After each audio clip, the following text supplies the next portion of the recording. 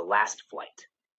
The departure board at Gate 47 flickered briefly before settling into stillness, as if even the airport screen sensed the weight of what was about to unfold.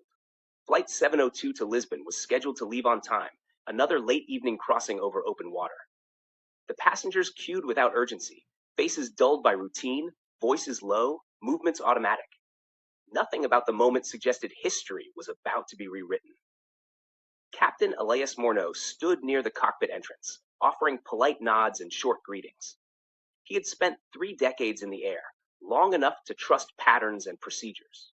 His co-pilot, Lena Fisher, remained inside, reviewing the final system checks, her voice calm, precise, almost detached from the human cargo behind her. Daniel Kovac boarded early. He moved without hesitation, chose his seat by the window, and placed his bag beneath him instead of in the overhead compartment.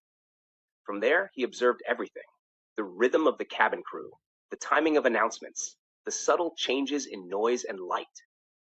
His expression never shifted. The aircraft departed smoothly. City lights faded into darkness, and the cabin dimmed into a shared, artificial night. The engines settled into their steady hum, the sound of normality. For 40 minutes, nothing happened. Then a flight attendant collapsed. At least, that was how it appeared at first. She staggered in the aisle near the front, clutching her chest, her face pale. Another attendant rushed toward her, calling for help. Passengers leaned forward in alarm, their attention drawn away from everything else. Daniel stood. He reached the front calmly, as though responding to the emergency.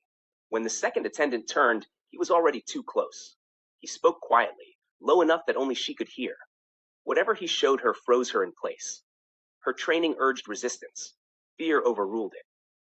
"This is not chaos," he said. "Please don't make it chaos." He supported the ill attendant upright and guided both of them toward the cockpit door. From the cabin, it looked like procedure, an in-flight medical issue, urgent but controlled. No one screamed. No one intervened. Inside the cockpit, Captain Morneau turned just as the door opened. What followed was brief, contained, and devastating. There was no shouting, no struggle visible to the cabin, only raised hands and silence. The door closed again, this time with a finality that felt heavier than metal. The plane continued forward, unchanged in speed and direction, but something essential had shifted. Minutes later, Daniel addressed the passengers. His voice was steady, almost courteous. "Please remain seated. This aircraft is under my control. Cooperation will ensure calm." Fear spread slowly, like ink in water. People whispered. Some prayed. Others stared at the seatbacks in front of them, as if refusing to look directly at what was happening might undo it. In the cockpit, Lena tried to reason with him. She spoke of consequences, of families, of irreversible choices. Daniel listened. He always listened. But listening, it became clear, was not the same as reconsidering. He spoke instead of erasure, of lives dismissed, of suffering that vanished without acknowledgement. He described the sea as a witness, something older and more honest than governments or courts. Hours passed, fuel dwindled, the sky lightened. Air traffic control pleaded through the radio, voices breaking through static and desperation. Daniel allowed the messages to play, his eyes fixed on the horizon. Eventually, he nodded once. "It ends where it began," he said quietly. Captain Morneau followed instructions with the precision of a man who understood that resistance would only trade certainty for chaos. The autopilot disengaged. The nose dipped. The cabin erupted. Cries, screams, prayers spoken in overlapping languages.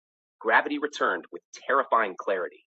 The ocean expanded below them, vast, calm, indifferent. There was no fire, no explosion, only impact, sudden and absolute. By morning, fragments floated on the surface of the water, catching the pale light of dawn. The rest lay beneath, claimed by silence. Flight 702 became a case file, a memorial, a cautionary phrase spoken by experts and journalists. But for the sea, it was nothing more than another moment, a brief disturbance before returning to stillness.